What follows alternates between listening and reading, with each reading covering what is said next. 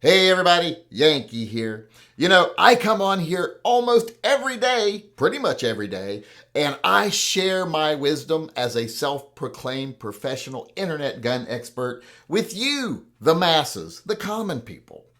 And what do I ask in return? Not much. And what do most of you give me in return? Well, most of you just call me a fag or a communist. But today I want to ask you for some actual help. I want you to help me decide something. I'm trying to decide which 3-inch engraved Colt Python is nicer than the other one. As many of you may know, I've been saving up for quite a while to get a 3-inch Altamont engraved Python. I actually bought the 4-inch back the last time I was at SHOT Show, and I thought I was going to buy the 3-inch at SHOT Show this year, but didn't end up going. So because of lack of funds and time. So I decided, well, I'll just keep saving and I'll get it next time. But another engraved Colt has come out since then. And as I already said, I already have one of the Altamont engraved Pythons. So that even gives me more incentive to look at this one. This one is from Seattle Engraving. And this one is really nice. It's very different than the other one. And both of them have their positives and their negatives, and I'm having a hard time deciding which one I think would be the better purchase. Now, it's going to be a while before I can afford either one of them. I could probably get the Colt one before I can get the Altamont one, because I have to wait till SHOT Show again for that one. But, more time to save. So I'm trying to decide which one of these is nicer, and I'd like your help. So let's look at both of them here. Now, both the Altamont gun and the Seattle Engraving gun have their pros. They have their high points and they have their low points. With the Altamont, I really like the snake theme on the engraving. That snake scale theme is very nice and goes very well with the Python. I like that a lot. But the one on the Seattle gun, I think, is a little more diverse. It's got more variety to the pattern, and it does have the horse on there, which I like quite a bit because that goes with the Colt theme. It kind of goes away from the Python theme, but it does go with the Colt theme. And speaking of engraving on this one, it actually has Samuel Colt on the side of it. So that's a plus. Now, speaking of the engraving, the way they block around the text on the Altamont gun, I think is much better. They make it look like the text on the barrel is actually like a laid on like plaque or something. I just think that looks a lot better.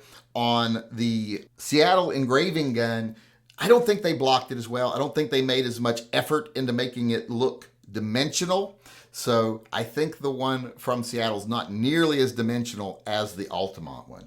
And I'm not crazy about how they blocked around the text.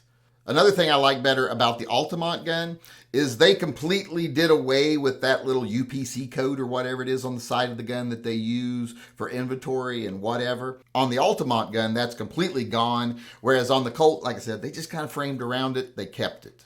Now, one thing that makes the Seattle gun stand out a little more is they've done some sort of blue enamel in the engraving. It's got a beautiful deep blue collar. I don't know what they did or how they did this or how well it'll wear, but that is very striking when you look at it. It is really something special that makes the gun stand out and makes the engraving really pop. But then again, on the Altamont gun, they don't have that. So I don't got to worry about how well it's going to wear or anything like that. So I'm not really sure if that's a positive in the long haul or not. But visually, that's a big advantage for the Seattle gun.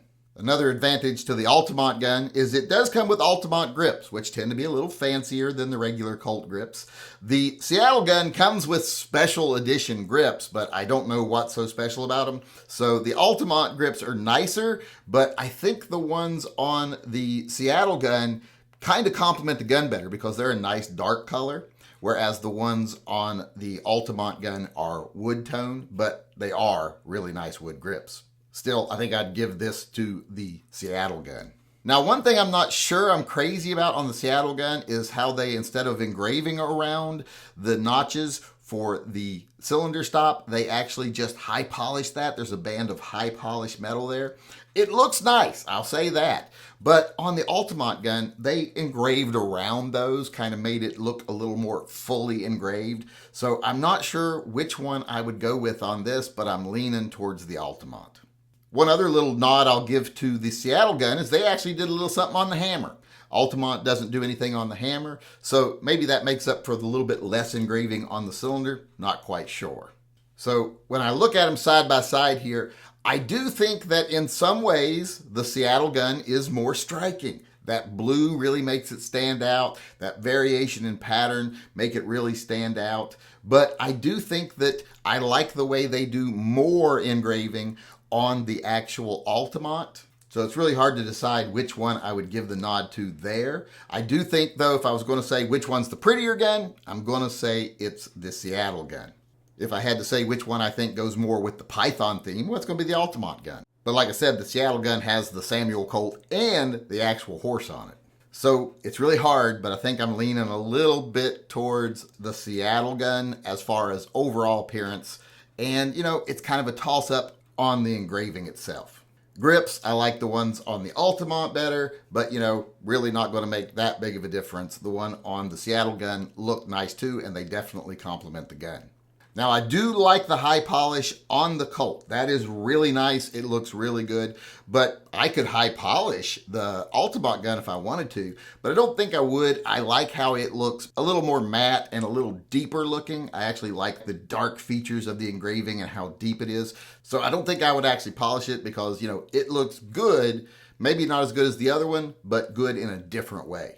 And everything else about them is the same. You know, they're the same caliber, same capacity, same sights, you know, just they're the same gun. They're both 3-inch Pythons. I just have to decide which one I think is overall the more desirable gun. And price doesn't really come in here as a factor because they're pretty much the same price. They're within like $100 of each other. So that's not going to help me make the decision. I just need a little help from you guys to nudge me one way or the other. Got plenty of time to think about it.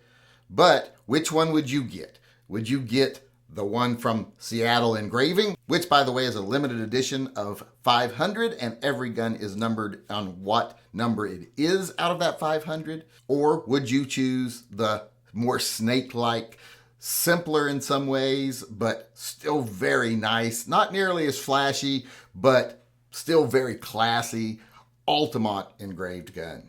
If this was your decision, which one of those factors we talked about would be the deciding factor for you on which one of these two guns you would purchase?